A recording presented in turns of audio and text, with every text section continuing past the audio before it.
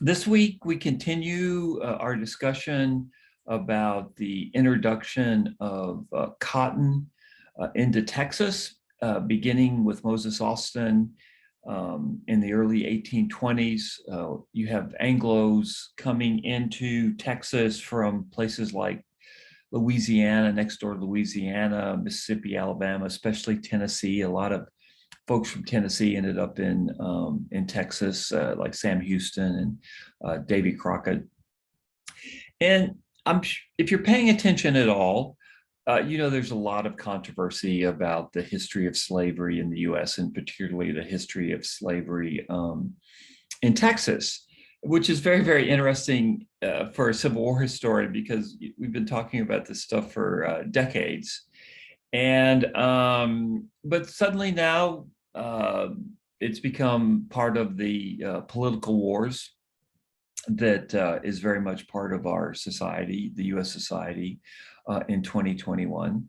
And I'm going to talk about slavery in Texas, and I think everything I will present to you is a fact that you can double check.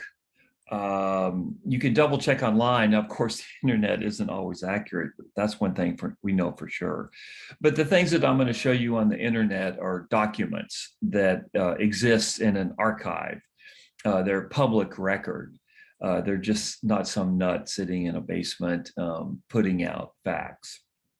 And there is no doubt that slavery had a profound influence on Texas beginning in the 1820s. But what I want to make clear to you all is that what was going on in Texas, beginning with Moses and Stephen F. Austin, and then the Anglo settlers coming in with their slaves, is Texas is becoming part of the global cotton economy. Why are Anglo-Americans, why are they coming into Texas? Why are they bringing their slaves into Texas? Well, any of them that can want to produce cotton. They want to grow cotton to sell it on the global market because cotton is such a valuable commodity on the global market. The price of cotton, it fluctuates, it goes up and down. In fact, it collapsed after Texas became an independent republic, which didn't help the history of the Republic of Texas.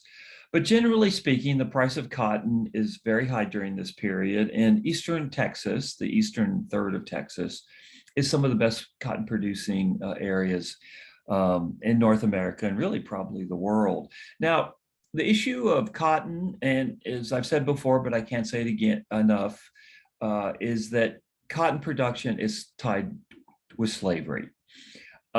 Slavery was seen by the folks that grew cotton as absolutely essential, slave labor and forced labor, really. And so the two are twinned, okay? They're totally tied together, cotton production and slavery. And this has and so as there's an increase of cotton production in Texas, there's also an increase in the number of slaves. So what we do by 1820, there's only a handful of enslaved Africans or people of African descent in Texas. By 1860, on the eve of the Civil War, there's almost 200,000, 180,000 souls that are enslaved.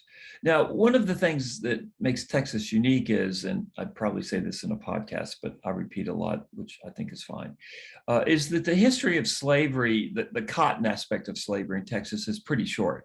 It lasts from 1820 to 1860. It only lasts for 4 decades. Whereas in places like Virginia, slavery had existed since 1619. So of course, Texas has a very different colonial past than does Virginia. And so for a long time, the history of slavery in Texas, I wouldn't say it was forgotten, but I would say it was kind of maybe de-emphasized, would the word I would use. But it's a significant story. It's where we get the basis of the state's very large African-American population. Now, of course, not all the folks that are African-American in Texas had slave descendants here, but many did.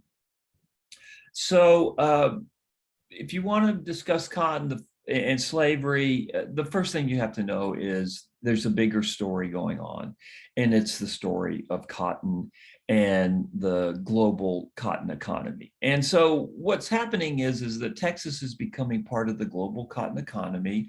It's spilling over from places like Louisiana, Mississippi, Alabama. The Spanish, and this is pretty significant, the Spanish weren't really into the production of cotton. The Spanish there were very few slaves in a Spanish and Mexican Texas, and the Mexicans were actually against slavery. And the Indians here they were too difficult to subdue or suppress. They weren't going to be good cultivators of cotton. There weren't never very many Spaniards up here anyway. So Texas was basically virgin territory in terms of the production of cotton. But folks knew that it would be very rich. Now, this is all very new and real to me. It's not new to me, it's real to me because my son got married this weekend. He got married near Navasota, and my new daughter-in-law, her family owns land that without a doubt was cultivated by slave labor. They've owned the land, a couple of thousand acres really, on the Brazos River since the 1830s. So suddenly this has become very real in my life. My dad was from Staten Island, and his dad didn't come over here until the 1890s. So that side of my family, in terms of slavery, there's no history. On my mom's side, they've been in Texas for many, many years, but they were very poor Texans, and they never had the money to own slaves. So suddenly now, the history of slavery has become very real to me and my family. It was always real to me, but now it's become part of my family, and I don't quite know what to do with it. It's pretty heavy. And my in-laws, it's pretty heavy for them too. So suddenly an issue that I've been studying for many, many years has become, like I say, part of my family. So what we're doing in this portion of the course is to talk about the introduction of African Americans into Texas as captive labor, what it meant for them. As I say, I do think that everything I'm presenting you is a fact that I can back up through archival evidence. If you think I'm wrong, or if you think I've gone too far in one direction or another, I'd love to hear from you. So we can talk about it. I can talk about it in the podcast, but I'm just trying to give you the historical origins of the African American population in Texas. And that comes from enslaved labor with all its horrors. And let me tell you, we cannot overstate the horrors of slavery. To this day, you hear people say, oh, my grandpappy owned a slave, and the slave was really loved my grandpappy because he was so nice to him. Well, we'll talk about that. I can just say generally, slaves hated being slaves, and they did everything they could to stop being slaves. And once they got their freedom, there were no regrets. No one wanted to go back into slavery. So we're moving into a very contested area, and you'll come out of it, I hopefully more educated. I'm not trying to indoctrinate you into thinking one way or another, but I am trying to teach you the facts.